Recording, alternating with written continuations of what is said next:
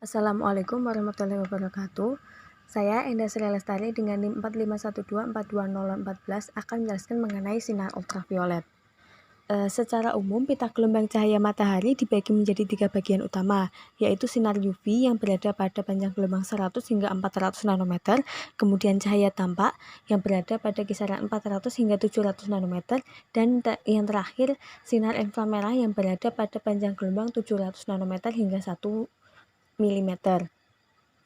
Jadi sinar ultraviolet merupakan bagian gelombang elektromagnetik dari energi radiasi matahari pada pita 100 hingga 400 nanometer. Sinar UV ini dibagi menjadi 3, yaitu UVA yang berada pada kisaran 315 hingga 400 nanometer. Kemudian UVB berada pada kisaran 280 hingga 325 nanometer dan UVC berada pada kisaran 100 hingga 280 nanometer. Pada saat memasuki atmosfer bumi, hampir seluruh UVC akan tertahan pada lapisan ozon, dan 90% UVB akan diserap oleh ozon, uap air, dan juga gas lain yang ada di atmosfer. Sedangkan UVA sebagian besar akan dapat mencapai permukaan bumi. Dengan demikian, dari total sonar UV yang dikandung radiasi matahari saat sampai di permukaan bumi adalah UVA dengan kadar 90 hingga 99% dan sedikit UVA, kurang dari 10%. Selanjutnya, ada faktor-faktor yang memengaruhi sinar UV untuk mencapai ke bumi. Yang pertama adalah sudut datang sinar matahari. Jika sudutnya semakin tegak, maka akan semakin banyak mengandung sinar UV. Kemudian posisi lintang tempat. Jika semakin ke kutub, maka sinar UV akan semakin kecil. Kemudian ada tutupan awan. Jika semakin banyak awan, maka sinar UV yang sampai pun akan juga semakin kecil. Kemudian ketinggian. Semakin tinggi suatu tempat, maka sinar UV yang diterima akan semakin besar. Kemudian lapisan ozon. Semakin banyak ozon di lapisan atas, maka akan semakin banyak menaring sinar UV. Kemudian ada pemantulan pada permukaan bumi. Semakin dapat memantulkan cahaya, maka akan semakin sedikit sinar UV yang diterima oleh bumi. Selanjutnya adalah indeks sinar UV. Ada 5 indeks sinar UV, yaitu warna hijau, kuning, orange, merah, dan juga ungu.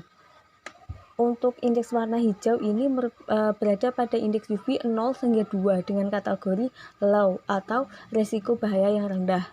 Kemudian untuk warna kuning, indeks UV-nya adalah 3 hingga 5 dengan kategori moderate atau resiko bahayanya sedang. Kemudian indeks UV 6 hingga 7 untuk warna orange dengan kategori high atau resiko bahaya tinggi.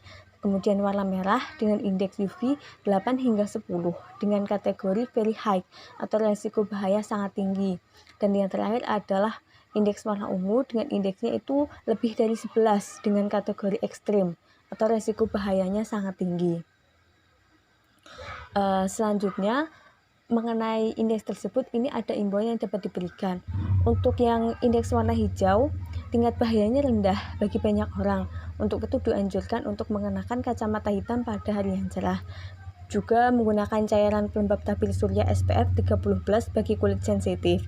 Dan permukaan yang cerah seperti pasir air dan salju itu dapat meningkatkan paparan sinar UV.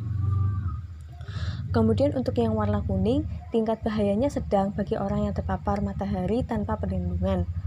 Untuk itu dianjurkan mengoleskan cairan pelembab tabir surya dengan SPF 30+. Dan juga sama seperti indeks sinar UV hijau, permukaan yang cerah seperti pasir, air, salju itu juga dapat meningkatkan paparan sinar UV. Selanjutnya adalah indeks sinar orange. Ini juga sama dengan yang kuning, hanya saja tingkat bahayanya ini itu tinggi, lebih tinggi daripada yang sedang.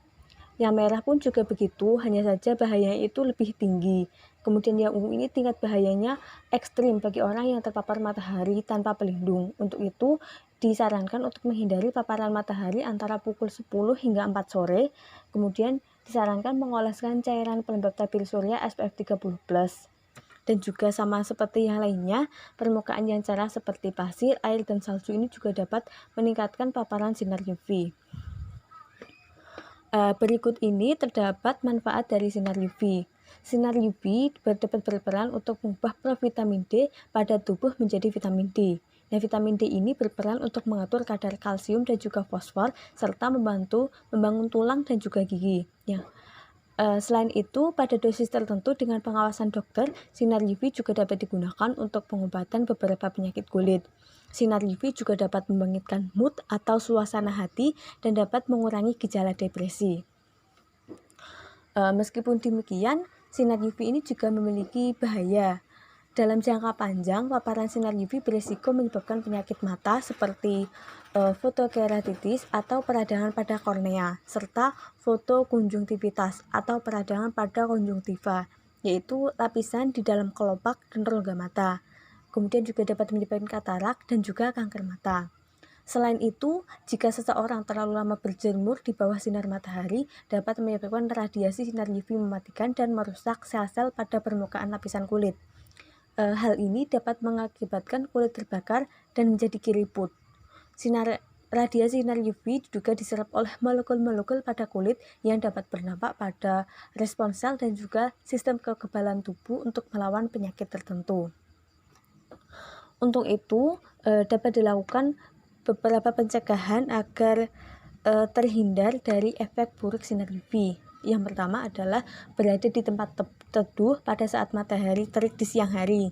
Kemudian mengenakan pakaian pelindung matahari, topi yang lebar, dan juga kacamata yang hitam untuk menghalangi sinar UV pada saat berada di luar ruangan. Kemudian juga dianjurkan untuk mengoleskan cairan pelembab tabir surya SPF 30+ setiap 2 jam.